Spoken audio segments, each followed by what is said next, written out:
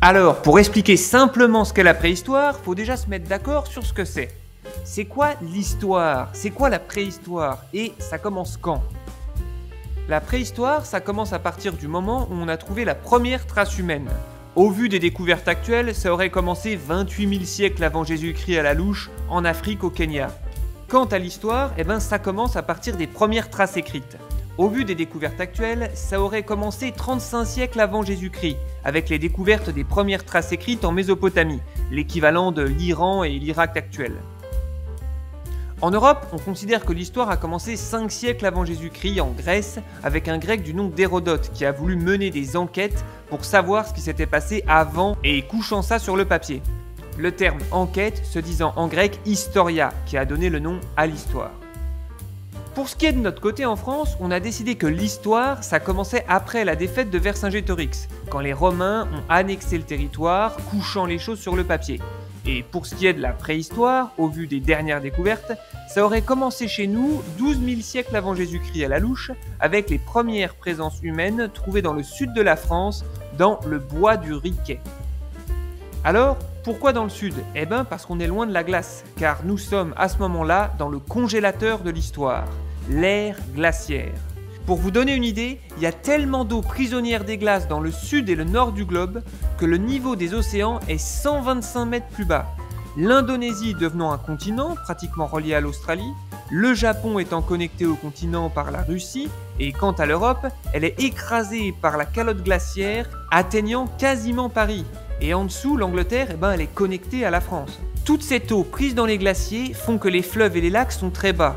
Il n'y a pas de rivière, donc très peu de végétation, pas d'arbres, et pour ce qui est de l'air, il est très sec et il n'y a pratiquement pas de pluie. Bref, un immense espace aride, sans arbres, où la température peut descendre à quelque chose genre moins 70 degrés, et où le vent souffle à peine une petite brise, 200 km/h. Et pour ce qui est du soleil, ma foi, il neige 8 mois dans l'année. Dans ces conditions, on comprend bien pourquoi est-ce qu'on a trouvé les premières traces dans le sud.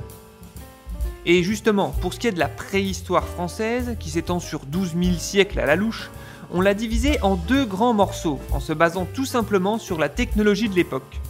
Ainsi, on a donc la première partie où on utilise les cailloux, appelés l'âge de pierre, et la deuxième partie où on s'est mis à utiliser des métaux, en commençant par le cuivre, puis par le bronze et enfin le fer. Comme vous pouvez le constater, l'immense majorité de la préhistoire se situe durant l'âge de pierre, l'âge des métaux ne durant qu'une petite vingtaine de siècles, alors que l'âge de pierre s'étend sur 12 000 siècles encore une fois à la louche. Vu la taille du morceau, on a donc décidé de couper l'âge de pierre en 3 périodes. La première, appelée paléolithique, qui veut dire l'âge de la pierre ancienne. La deuxième, le mésolithique, qui veut dire l'âge de la pierre intermédiaire, c'est-à-dire le moment du milieu. Et enfin, le néolithique, qui veut dire l'âge de la pierre nouvelle. La première partie, le paléolithique, est la plus longue, qui s'étend de 12 000 siècles avant Jésus-Christ à 97 siècles avant Jésus-Christ, encore une fois à la louche. C'est à ce moment-là qu'on va avoir les premières versions de l'humanité, avec l'Homo habilis qui fabrique les premiers outils avec des cailloux, puis l'Homo erectus qui va se tenir debout, et le fameux Néandertal qui laissera sa place à nous, les Homo sapiens. Puis vient la seconde période de l'âge de pierre, le mésolithique, qui lui va s'étendre sur une cinquantaine de siècles. Et là nous arrivons à un moment charnière car il marque la fin de l'ère glaciaire. La fin de cette ère glaciaire va provoquer le rehaussement du niveau des océans avec la fonte des glaces, mais aussi la fonte des glaciers qui vont donner naissance à des rivières, des fleuves, rehaussant les lacs, ce qui va permettre aux plantes de se développer, donnant naissance à l'apparition de forêts en Europe. Ce changement climatique, dû à un changement d'inclinaison de la Terre, va offrir des coins particulièrement propices à l'homme pour qu'il puisse vivre à l'image du croissant fertile, allant de l'Égypte à l'Irak, une opportunité climatique qui va nous permettre de développer un nouveau mode de vie, car ayant suffisamment à manger sur place, on va arrêter de se déplacer pour s'installer, c'est ce qu'on appelle la sédentarisation. Et c'est ça qui va nous faire entrer dans la dernière période de l'âge de pierre qu'on appelle le néolithique, qui s'étend sur une trentaine de siècles à la louche, une période durant laquelle on va commencer à développer l'idée de planter des graines pour faire pousser de la nourriture.